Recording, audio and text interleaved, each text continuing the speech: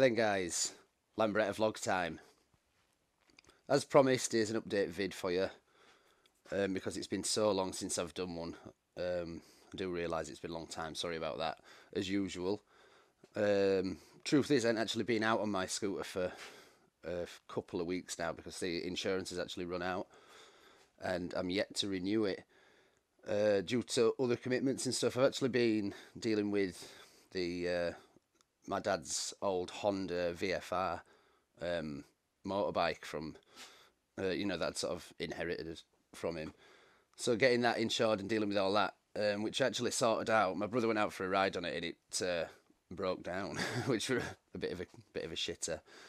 But we think it's something that's not going to be too terminal. It's probably to do with old fuel and all that, from what we can gather. But that's getting looked at.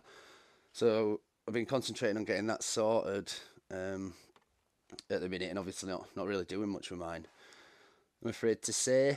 But anyway, right. So as you can see, I've got my dad's old scooter here, which is now my brother's scooter, obviously, and I've actually had this in bits. This is the barrel and piston for it here, because my brother had been out on it, or sort of started it up and said there were a bit of a strange rattly noise coming from it, which I said, which I obviously responded and said it's a Lambretta, so there's going to be some, but he said it sounded a bit engine-y, so I told him to bring it up, and it sounded immediately to me like what's known as piston slap from the engine. Well, I went around a few things, obviously holding on to stuff just for it was like a high pitched, sounds like a vibrating, it was like a tick tick tick tick, like a sound like that.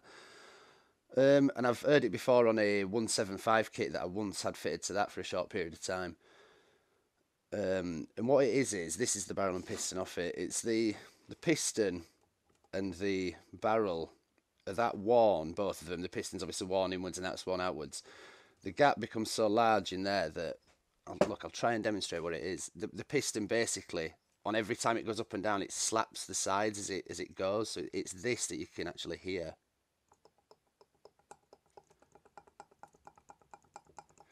So I don't know if you'll be able to hear that or not on that vid, but that's what it is. So when that's obviously going in an engine, it's going much quicker and it's much louder because of the force behind it and much more annoying. So you can't really ride it like that. And obviously you haven't got as much compression and stuff as you need. It needs to be tighter than that. Can't remember the actual tolerances between the piston and the walls. You'll have to look them up. I don't know offhand. But it's not supposed to be like that, put it that way. So I took it all apart, and as it turns out, it was that, as you can see. So we've been going through the options of what you can do. The options include getting it relined, reline the cylinder with Nickersil, which is what I believe that they've got in them, and buy a new piston, because this piston is actually the third piston on. It's C out of A, B, C, and D, so it's the third oversize. So what you'd have to do is get that relined all the way back to A, and then start again and buy the first piston. But the problem is getting that relined is an expensive job. I think it's knocking on 200 quid for it relining, and then the piston itself is another wunner on top.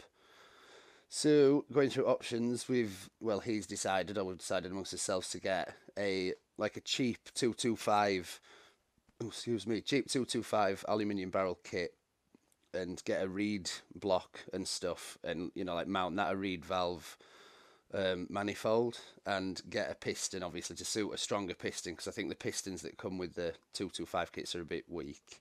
To be honest, you could get a Wasner one, I think, or a Wiseco or something. I'll have to look that up.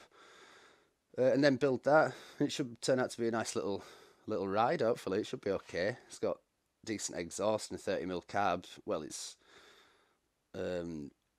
you've got just a 30mm carb, obviously just straight in piston ported at the minute, but with the reed valve and all that, transforms sort of how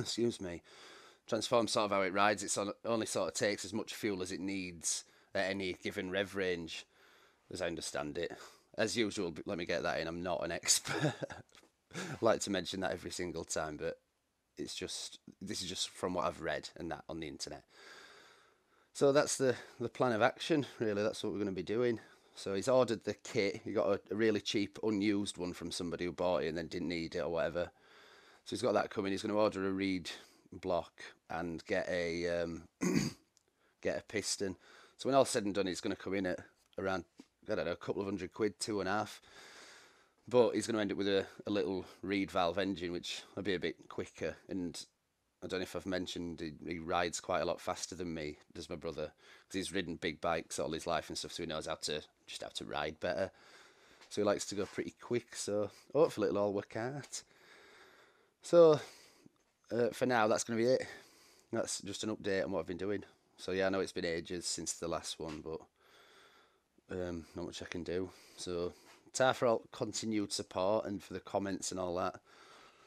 And I'll be more on it as soon as I can. And as soon as I get insurance on that, I'll go out on it. But there you go. Right, anyway, thanks for watching. See you on the next one.